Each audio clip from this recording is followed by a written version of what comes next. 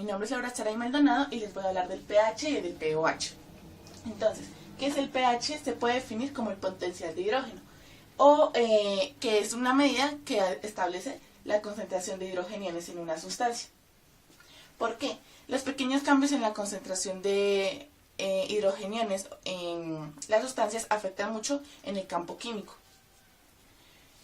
Fue el químico Daniel Sorensen quien afirmó que era muy complicado utilizar los exponenciales negativos, así que él fue, a partir de la concentración de hidrogeniones y a partir de la concentración de H3 o más, el que tomó la idea de utilizar el menos logaritmo de la concentración de los hidrogeniones. ¿Pero qué significa esta expresión? Esta expresión lo que quiere decir es que toda potencia de 10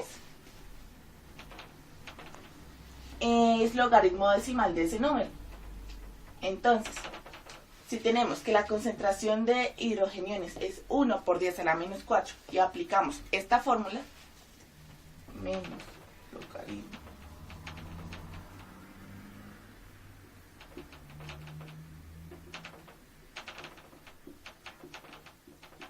nos da como resultado menos. El logaritmo de 1 por 10 a la menos 4 es menos 4. Entonces nos da que el pH de la sustancia, bueno, de la concentración de hidrogeniones cuando se tiene una concentración de 1 por 10 a la menos 4 molar, es de 4. Ahora, pasa lo mismo con el pOH. Pasa lo mismo con el pOH. ¿Qué quiere decir el pOH?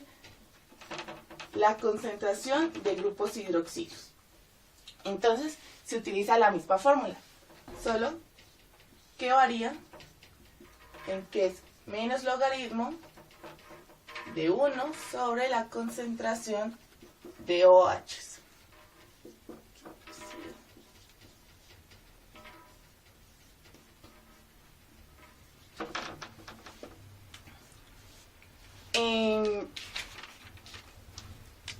La escala de pH. La escala de pH es muy sencilla, solo que en estos dos difiere. ¿Por qué? En el pH una sustancia es ácida cuando su concentración es de 10 a la menos 1 a 10 a la menos 6, casi llegando a 10 a la menos 7. Es neutra cuando es exactamente 1 por 10 a la menos 7, es decir, el pH de acá va de 1 a 6. El pH en una sustancia neutra siempre va a ser 7, como en el agua. En el básico va a ser mayor a 7 hasta 14, pero pues uno siempre lo toma de 8 hasta 14. En el pOH la concentración difiere. ¿Por qué? Va al revés. Entonces, una sustancia es ácida si va de 10 a la menos 14 hasta 10 a la menos 8. Neutra en 10 a la menos 7. Y básica de 10 a la menos 6 a 10 a la menos 1. Siendo los mismos intervalos, pero como podemos ver, al revés. Pausa. Yo estoy grabando. Bueno, los indicadores de pH. Los indicadores de pH son los utilizados como referente para las escalas de pH. Entonces, en los indicadores de pH, ¿de qué podemos hablar? De la fenolftaleína y los diferentes colorantes que toman un color diferente al hacer reacción con una sustancia. Entonces,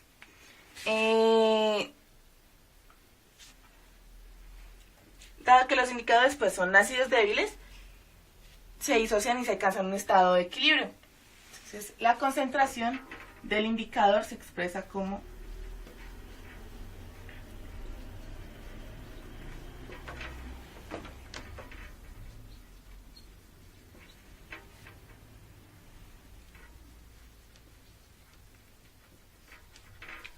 porque por lo general siempre lo tomamos como negativo.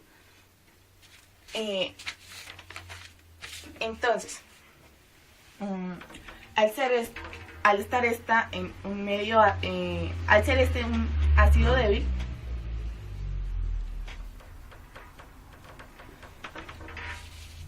tenemos que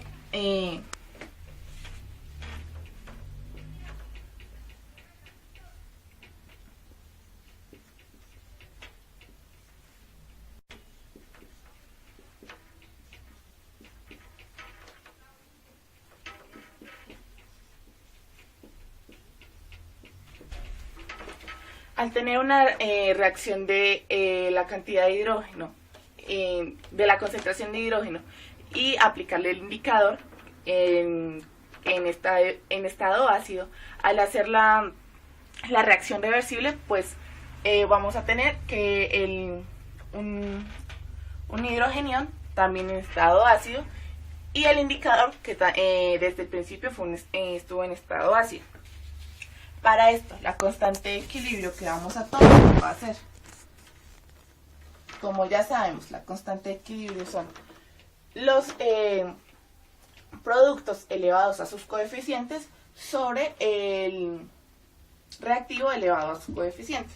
Entonces, la concentración de hidrogeniones por la concentración del indicador sobre la concentración de la solución en estado basal.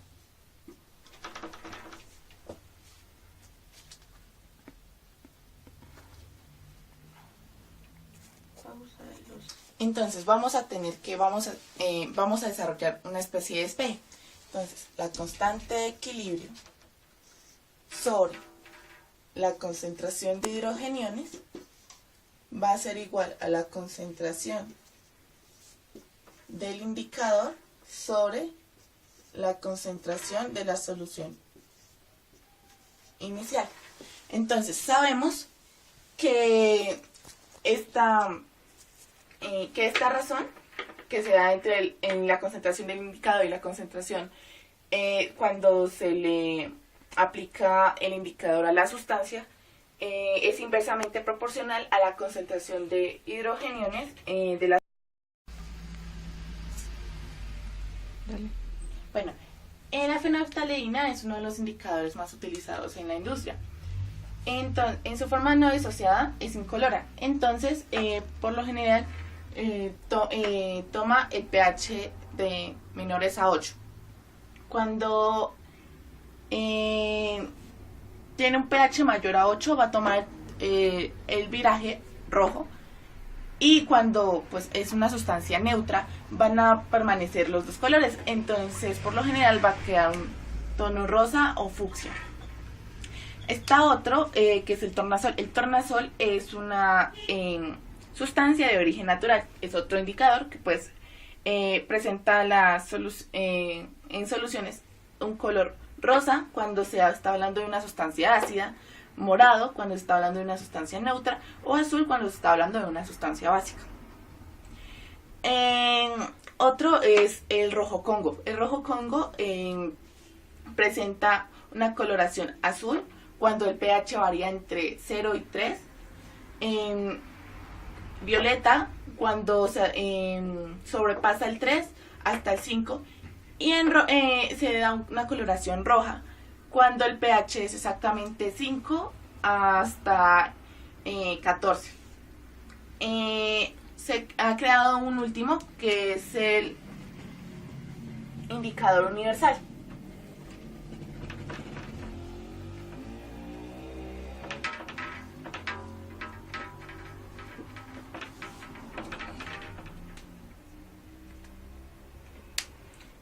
Este fue desarrollado en las últimas décadas y consta pues de una solución compuesta de varios indicadores.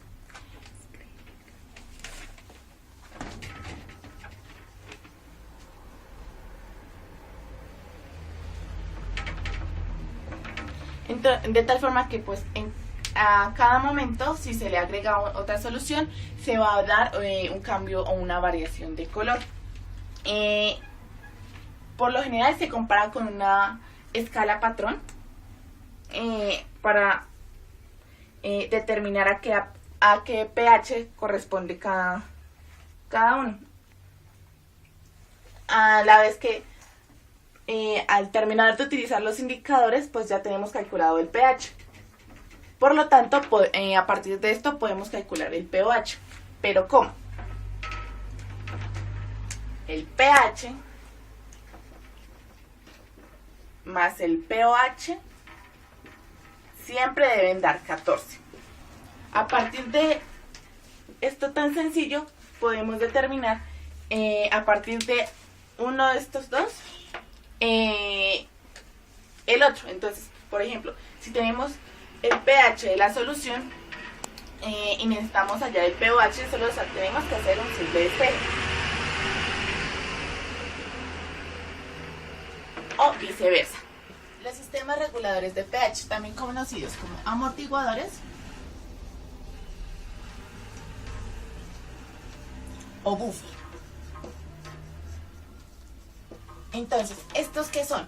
Son soluciones las cuales hacen que el pH se mantenga en un intervalo. Entonces, este pH no va a variar dependiendo las concentraciones que se le agregan. Entonces, entre estos sistemas reguladores tenemos el efecto ion común y el sistema ácido débil isosal, o también conocido como buffer ácido. Entonces, el efecto ion común, lo que pasa es que se relaciona con los iones. Entonces, un ion, o sea, a partir de dos compuestos distintos,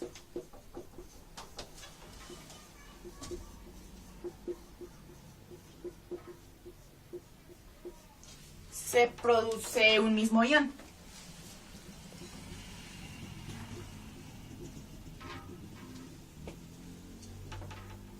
Y pues,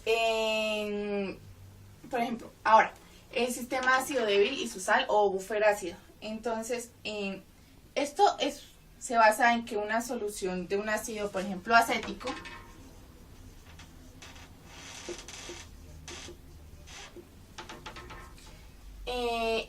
y una sal, pongámosle el acetato de sodio,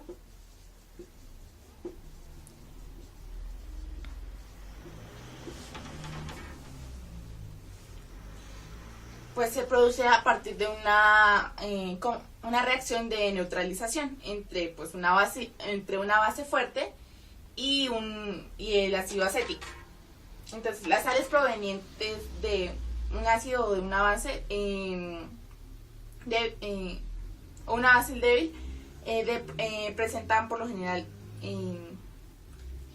muchos grados de disociación, y toca volverlo a grabar porque el sistema ácido débil isosal, o también conocido como buffer ácido.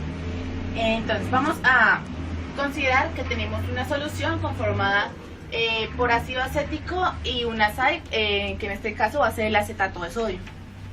Entonces, ¿qué va a pasar? Esto se produce a partir de una reacción de neutralización.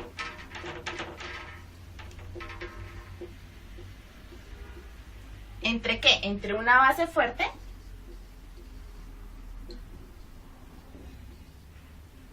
y el ácido acético.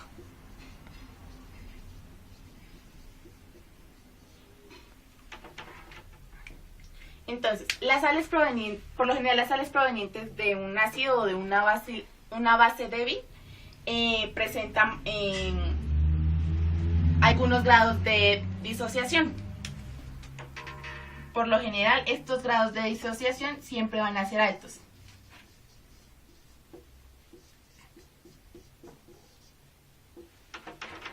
Ahora, los sistemas que pues contienen un ácido débil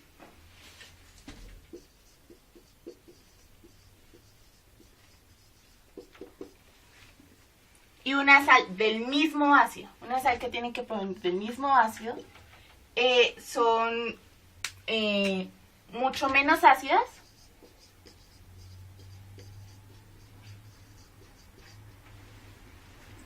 que pues las que tienen que aquellas que pues tienen un ácido